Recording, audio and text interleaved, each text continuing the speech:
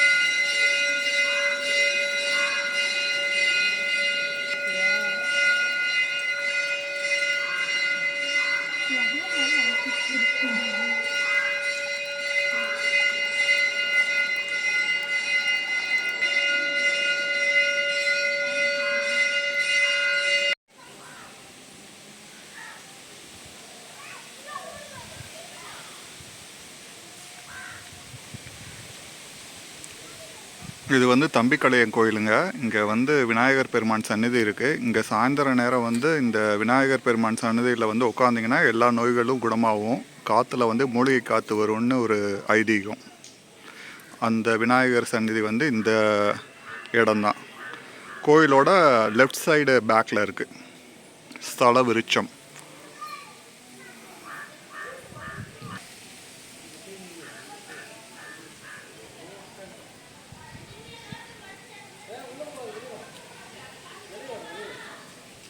இதில் தான் வந்து இந்த மரத்தில் தான் வந்து மூலிகை காற்று வருது.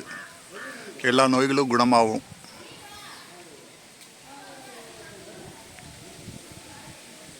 அந்த போர்டு உங்களுக்கு காமிக்கிறேன் பாருங்கள்.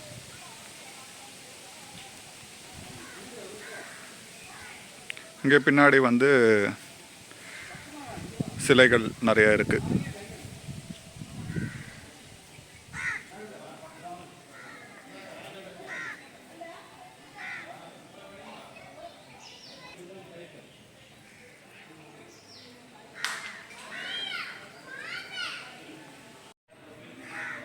இதுதான் அந்த போர்டு.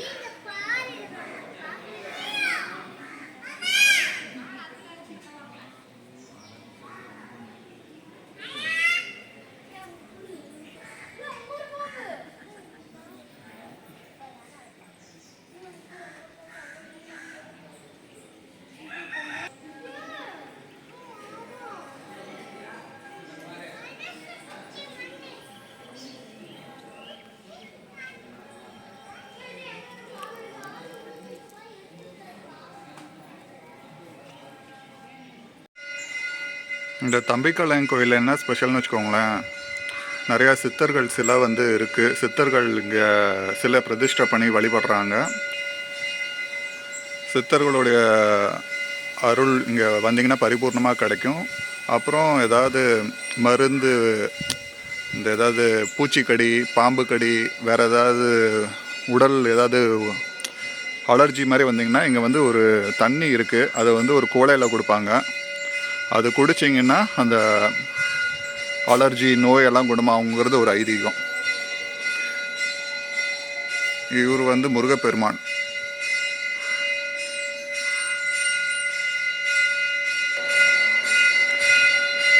அந்த தண்ணியை குடிச்சிட்டு பக்கத்தில் உடச்சிடணும் தலையை சுற்றி. சிம்பிளுங்க, ஒன்றும் இல்லைங்க. அங்கே வந்து ஒரு குவளையை 10 ரூபா வாங்கிட்டு வந்து அந்த தண்ணி அகத்தியர் பெருமான் கையிலேருந்து தண்ணி வரும். அந்த தண்ணியை வந்து பிடிச்சி சாமியை வேண்டிட்டு நோயெல்லாம் குணமாகணும் குடிச்சிட்டு, அங்கே வந்து பக்கத்தில் வந்து ஒரு குவியல் மாதிரி இருக்கும், அந்த சின்ன மண்குடம் குவியல், அதை வந்து தலையை சுற்றி உடச்சிட்டிங்கன்னா நோயெல்லாம் குணமாகுங்கிறது ஒரு ஐதீகம். இங்கே பாருங்கள், பாம்பாட்டி சித்தர் அவருடைய சந்நிதி. கருப்பண்ண சுவாமி காவல் தெய்வம் அவங்க சந்நிதி.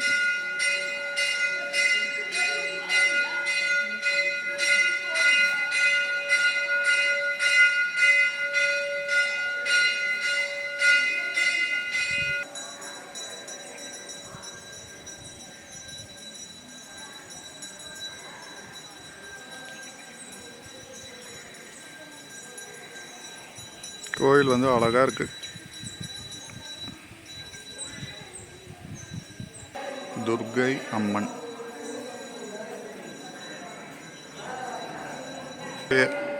இவர் வந்து மகான் திருமூலர்,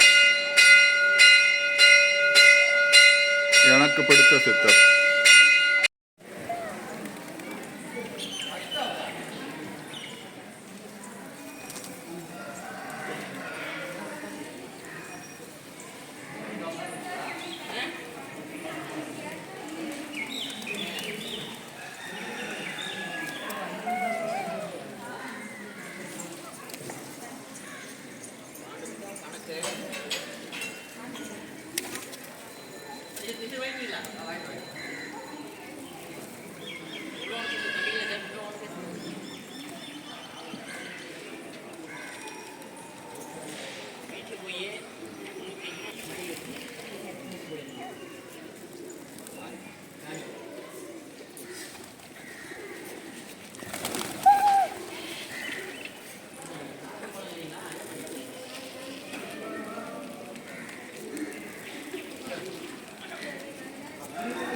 அங்கேயும் ஒரு இருக்கு.